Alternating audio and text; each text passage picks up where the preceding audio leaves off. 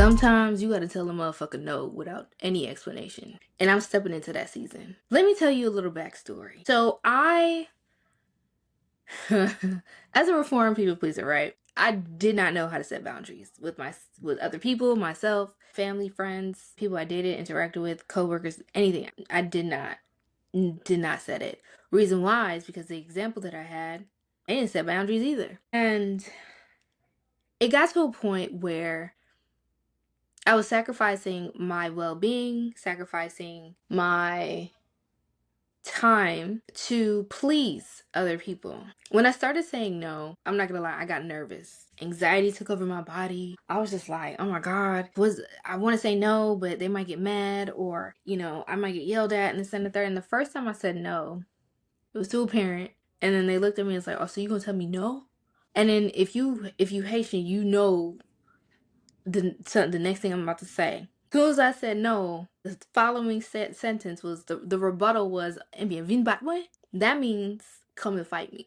When you grow up in a Afro-Caribbean or African household, no is like back talking. They don't consider it to be you. They don't consider that word it's not supposed to be a part of your vocabulary, okay? Because you're supposed to do everything your parents say. You don't question it. You do it because they're your parents and they raised you and they had you. They provided a roof over your head. Blase, blase, blah, blah, blah.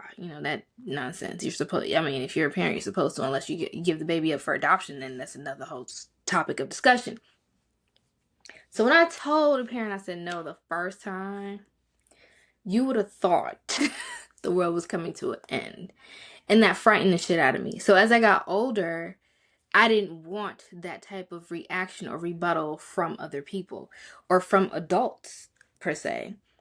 So I ended up people pleasing. If somebody wanted me to do something, I immediately did it. I would reach out to people, check on them, see how they doing. It wasn't reciprocated. Then I started crawling into my 20s. Mid to late 20s, I started realizing that I was being too damn nice. And then I said, I feel like I'm doing this performance for people to just like me, for people to just talk to me, for people to just accept me for who I am. Crawled into my 30s. I said, oh no, fuck that. I'm saying no. I started saying no mid to late 20s, right? If people wanted to ride with me, I'd be like, nah, I don't want to be responsible for you, this and the third, blah, blah, blah. I done had so many people cuss me out because I said no, or I didn't want to do what they wanted to do, or whatever the case may be. Now that I am speed walking to 40, here's some things that I learned with saying no. It's a full sentence. You don't have to give an explanation. You don't have to say you're sorry. You don't have to repeat yourself over and over again if they ask you the same question over and over again. You've already said no once. You don't have to do any of that. Number 2, no is a boundary. I realized that when I had to stop myself from doing something I knew I didn't want to do, or I had to stop myself from reaching out to somebody because it wasn't reciprocated, or it wasn't, how do I want to say this? It wasn't the same way that I wanted it to be done. It's not necessarily finding myself in that person, but at least being kind towards each other. And that was hard. And then 3, I had to forgive myself for the times that I allowed other people to disrespect myself, disrespect my boundaries, and disrespect my no simply by manipulating me emotionally, by manipulating me mentally, and also manipulating me physically.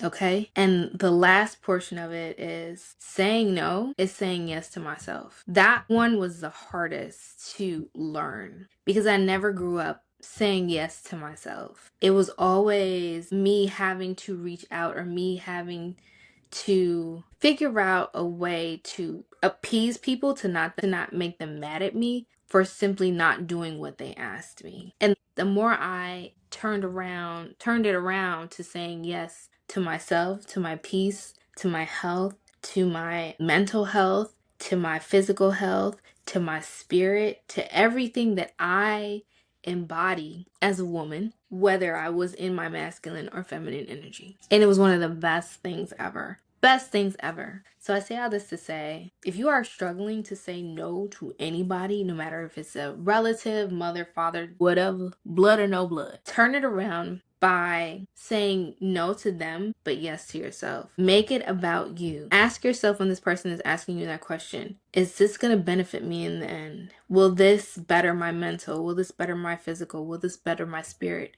Is this going to take me out of character? Am I going to be comfortable there? Do they present a safe space for me to go and be around them? If you got to go through those type of questions, just say no. Simply say no. But then again, that no is a yes for you, because in turn, you're saying yes to yourself and your peace and your boundaries, while also letting that person know, this is not for me anymore.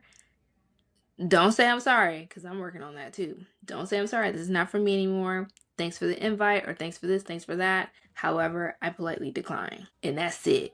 If they badger you, find a way to ignore them or block them. That's what I would do. I will block. But learning how to say no and setting those boundaries took a very long time. It's something that I had to learn. But still painful and an ongoing journey, but it's very rewarding at the same time, especially when you know who you are. That's the end of the episode. Excuse me.